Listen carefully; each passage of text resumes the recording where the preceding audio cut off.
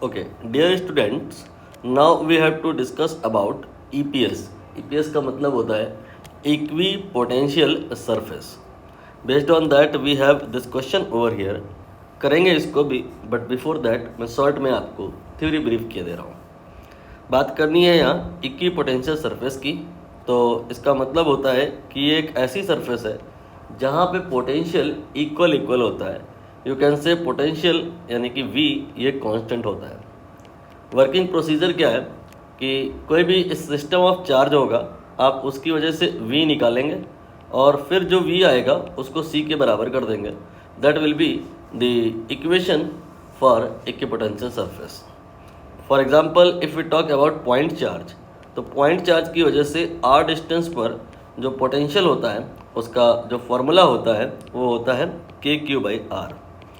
इसे आप चाहो तो ऐसा भी लिख सकते हो r की जगह पे अंडर रूट में x² plus y² plus z². ये बात कहाँ से आ रही है? सपोज़ करिए हमारे पास में x axis, y axis and z axis ये सब कुछ है और जो चार्ज है वो ओरिजिन पे रखा हुआ है. Point charge here is at origin and a point P जिसका कोऑर्डिनेट x, y, z है. यहाँ पर हमें पोटेंशियल निकालना है. तो we need to apply this formula. In this formula what is r? r is distance of point P from the origin. इसको निकालने के लिए हम डिस्टेंस फार्मूला यूज़ में ले सकते हैं. इस पॉइंट में और इस पॉइंट के बीच में जो डिस्टेंस होगी उसको आप निकालोगे तो ये आएगा अंडर रूट में x - 0 whole square of that, y - 0 whole square of that, z - 0 whole square of that. यहाँ पर यही मैंने यूज़ किया है इन प्लेस ऑफ r.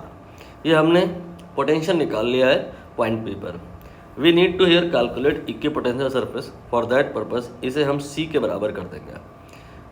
अब यहाँ पर होगा क्या कि केवल x और y और z they will change. k ये तो पहले से ही कांस्टेंट है. q चार्ज ये सोर्स चार्ज है, ये चेंज नहीं होने जा रहा है, ये भी कांस्टेंट है. तो ये सब मिला करके एक नया कांस्टेंट हो जाएगा. You can say that under root of x² plus y² plus z² will be equal to C. Here is the equation of equipotential surface. You can square on both side. जब आप square करेंगे तो भी यहाँ right side में एक constant ही मिलेगा, आप उसे C लिख सकते हैं. ये इक्विपोटेंशियल सरफेस की इक्वेशन आ गई है. जिनको गणित अच्छे से आती होगी उन्हें समझ में आता होगा कि ये एक स्फीयर की इक्वेशन है. So equipotential surface because of point charge is sphere. Now we talk about line charge. ये आपका एक लाइन है, इसमें आपने छोटे छोटे पॉइंट बनाए, सब में प्लस चार्ज आपने बना लिया. Due to that we need to here calculate equipotential surface.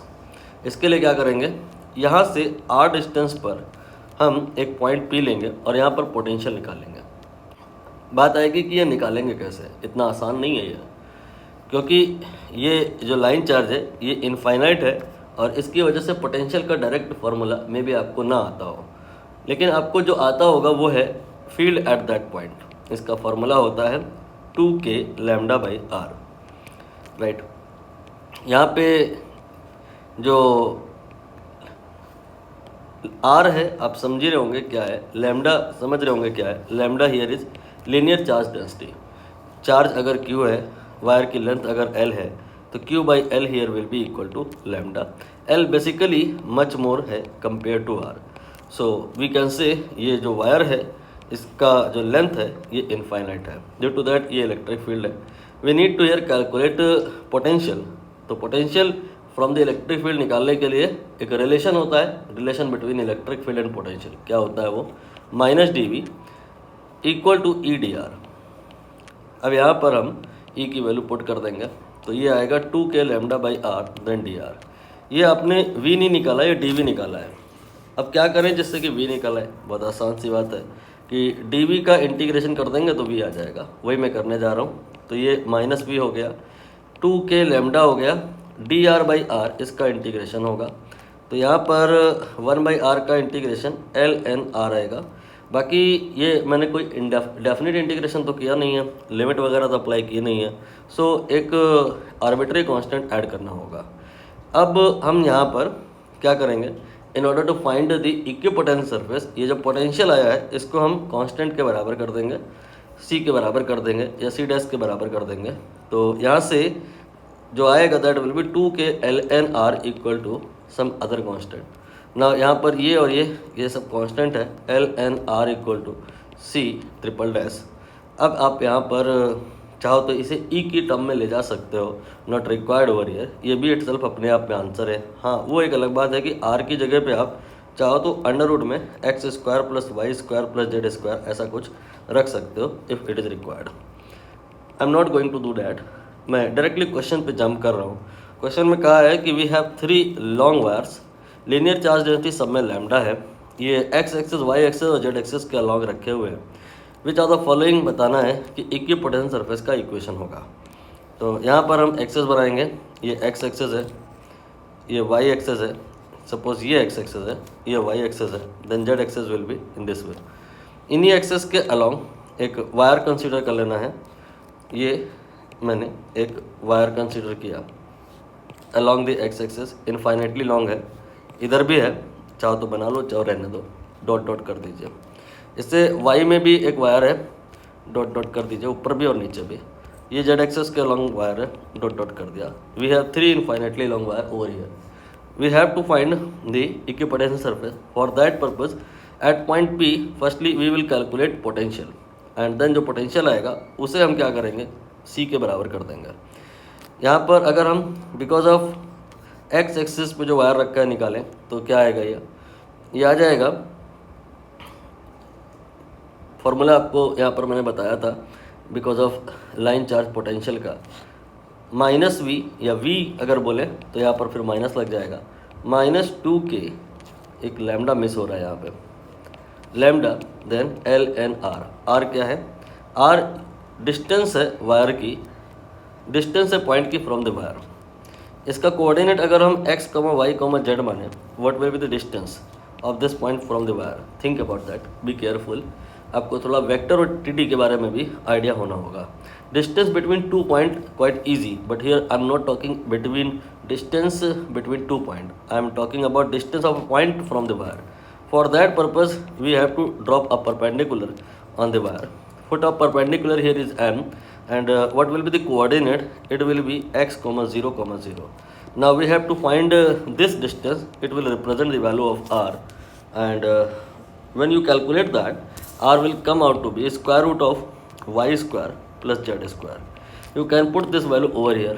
ये आ जाएगा v बराबर -2k lambda ln then under root में y square plus z square. ये आपने because of wire kept on the x axis निकाल लिया है। Similar algorithm you can follow for the wire kept on the y axis and wire kept on the z axis।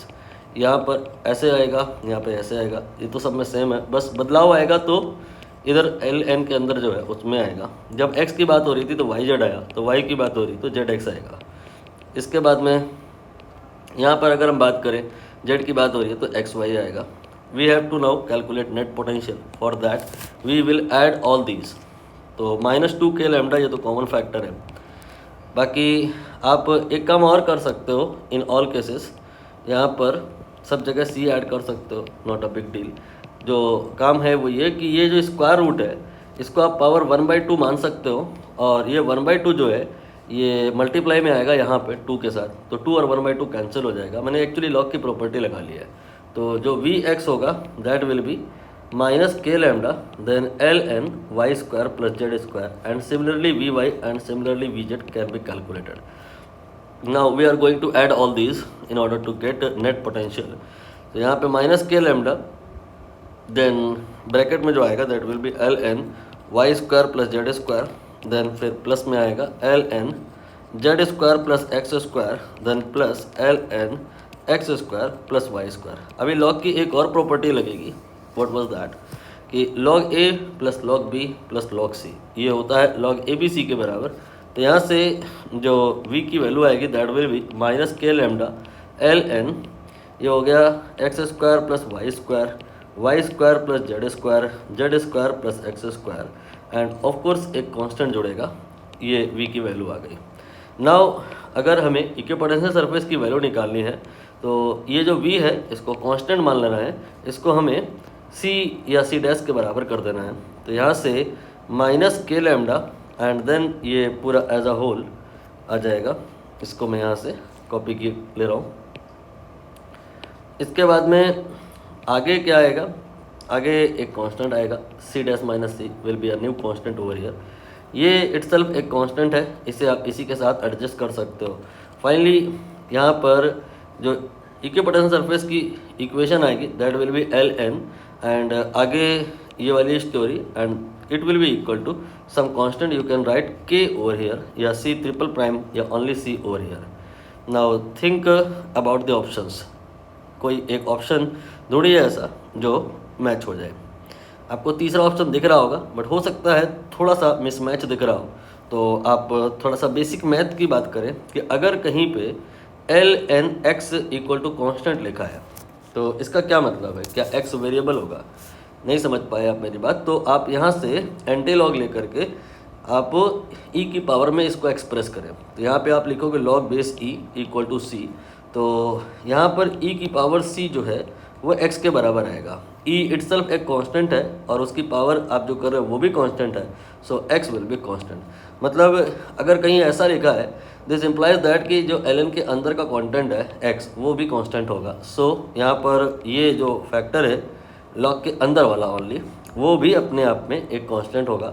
यहाँ पर आप इसको copy कर लें और यहाँ पे पेस्ट कर दें और इसके आगे लिख दें equal to C. That will be the equation for equipotential surface over here. Option 3 will be correct.